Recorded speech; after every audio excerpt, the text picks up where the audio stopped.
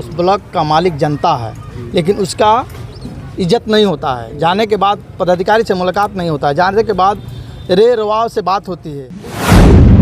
लोकतांत्रिक व्यवस्था में जो पदाधिकारी है, जो नेता है, वो नौकर है और जनता राजा है। 266 रुपये की यूरिया खाद किसान को ब्लैक में 600-700 में मिल रहा है, क्या कहेंगे? मेरे प्रखंड में एक अधिकारी बैठा है, काम नहीं होता। हम जाएंगे तो हमारी फरियाद सुनेगा तो हमारी काम करेगा, मगर वो काम नहीं करता तो कितना दर्द होता होगा उस पिता को। पहले जिस तरह से आप लोग पब्लिक में जा रहे हैं, चुनाव जीतने के बाद कहीं गायब तो नहीं हो जाएंगे बाकी नेताओं की तरह? हमारे प्रशांत किशोर जिनको भी प्रत्याशी बनाएंगे, जैसे कहा जाता है कि पानी में आकड़ को छान लेना। अभी जो माहौल चल रहा है, किसान को सही दाम पे यूरिया नहीं मिल रहा है। यूरिया के लिए किसान त्राहिमाम है। 266 रुपये की यूरिया खाद किसान को ब्लैक में 600-700 में मिल रहा है, क्या कहेंगे? देखिए, कहीं ना कहीं यूरिया का समस्या किसानों के साथ है, तो इसमें सरकार की भी गलती है, क्योंकि जो खेती कर रहा है उसको यूरिया नहीं मिल रहा। किसान खेती करता है लेकिन किसानों को यूरिया नहीं मिल रहा। और हम जिस जगह से रहते हैं वो बगल में 3 किलोमीटर नेपाल है, तो बहुत सारे लोग यूरिया नेपाल टपा देते हैं, इसके लेकर के कमी हो जाती। नेपाल जो यूरिया को जो लोग भेज रहे हैं वो कौन लोग हैं? देखिए, कहीं ना कहीं रुपये का सवाल है। 10 रुपया कोई भी चाहता है कि हम 10 रुपये, जैसे आपने बोला अभी कि 200, 250, 267 रुपये का यूरिया आज 500-600 रुपये मिल रहा है। क्यों मिल रहा है? इसकी तान है इसलिए मिल रहा है, ये चीज़ें नहीं मिल रही है इसलिए मिल रहा है। तो प्रधानमंत्री कह रहे हैं कि किसान क्यों आमदनी बढ़ी है, किसान उन्नति कर रहा है, और किसान जो है खाद के लिए त्राहिमाम कर रहा है, तो कैसा विकास है ये? बिल्कुल विकास नहीं है, बिल्कुल भ्रष्टाचार भरा हुआ है। आप हर जगह देख सकते हैं। एक किसानों की समस्या नहीं है, सारी पब्लिकों की समस्या है। आज भी ब्लॉक में चले जाइए, एक भी पदाधिकारी ब्लॉक में बैठे हुए नहीं मिलेंगे आपको। आप 3 दिन 4 दिन दौड़िएगा तब जा कर के एक कोई कागज़ पे आपका दस्तखत हो पाएगा। इतना भ्रष्टाचार भरा हुआ है।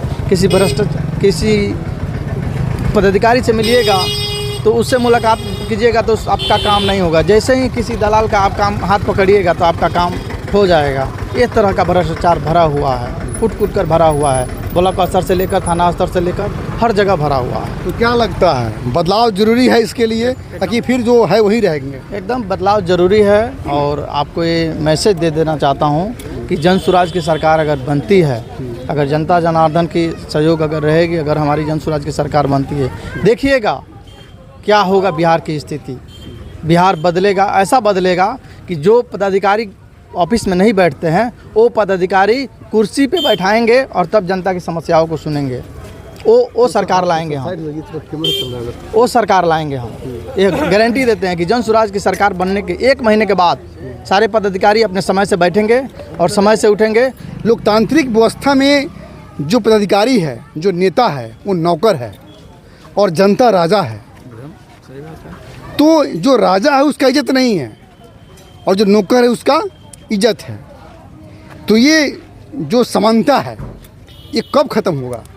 देखिए, हम आपसे पहले भी बताए कि 3 महीने के अंदर ये सारे सिस्टम चालू हो जाएंगे, ये सारे सिस्टम लागू हो जाएंगे। जन स्वराज की सरकार बनने के 3 महीने के बाद हम ऐसी व्यवस्था बनाएंगे कि पदाधिकारी जनता राजा होती है, उस ब्लॉक का मालिक जनता है, लेकिन उसका इज्जत नहीं होता है। जाने के बाद पदाधिकारी से मुलाकात नहीं होता है, जाने के बाद रे रवाव से बात होती है, तू तवाक से बात होती है। ये सिस्टम हम लागू करेंगे जब हमारी सरकार बनेगी, ऐसी व्यवस्था बनाएंगे। नेता जी, ये माहौल बदलेगा? जरूर बदलेगा। सबसे पहले तो अफसरशाही खत्म होगा। जब अफसरशाही खत्म करने के लिए तो हम लोग बदलाव के लिए चल रहे हैं। जो अफसर करप्ट होकर बैठे हुए हैं ना, उनको दया लग रहा है ना माया लग रहा है। बुजुर्ग हमारे गांव से जाते हैं और ना उन पर थोड़ा सा भी दया नहीं लगता है कि जो व्यक्ति इस चिलचिलाती धूप में ब्लॉक आता है और पता चलता है अधिकारी नहीं है। सोचिए उस हमारे पिता पर क्या गुजरता होगा। एक उम्मीद से जाता है कि मेरे प्रखंड में एक अधिकारी बैठा है, काम नहीं होता। हम जाएंगे तो हमारी फरियाद सुनेगा तो हमारी काम करेगा, मगर वो काम नहीं करता तो कितना दर्द होता होगा उस पिता को। ये वो पिता और हम लोग समझ रहे हैं कि क्या दर्द से लोग गुजरता होगा। जिस प्रकार से कर्पूरी ठाकुर जो बिहार के मुख्यमंत्री हुआ करते थे, कर्पूरी ठाकुर के पिता को जो है एक अधिकारी ने प्रताड़ित किया, तो कर्पूरी जी को बोला गया कि जो है आप बिहार के मुख्यमंत्री हैं और आपके पिता को प्रताड़ित किया गया है, तो उस पर एक्शन क्यों नहीं ले रहे हैं? तो कर्पूरी जी बताएं कि आज मेरा पिता प्रताड़ित हुआ है, न जाने कितने ऐसे सैकड़ों पिता प्रताड़ित होता है,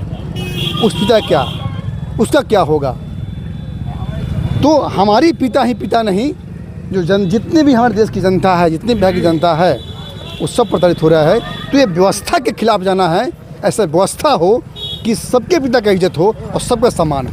इसी के लिए तो जन स्वराज को हम ला रहे हैं। यही तो प्रशांत जी घर घर जाके बोल रहे हैं कि इस बार वोट जाति पर नहीं, धर्म पर नहीं, अपने बच्चा का चेहरा देकर वोट दीजिए। अगर बच्चा का चेहरा देकर वोट दिया जाएगा तो उस पिता को ऑटोमेटिक मान सम्मान मिलेगा ही मिलेगा।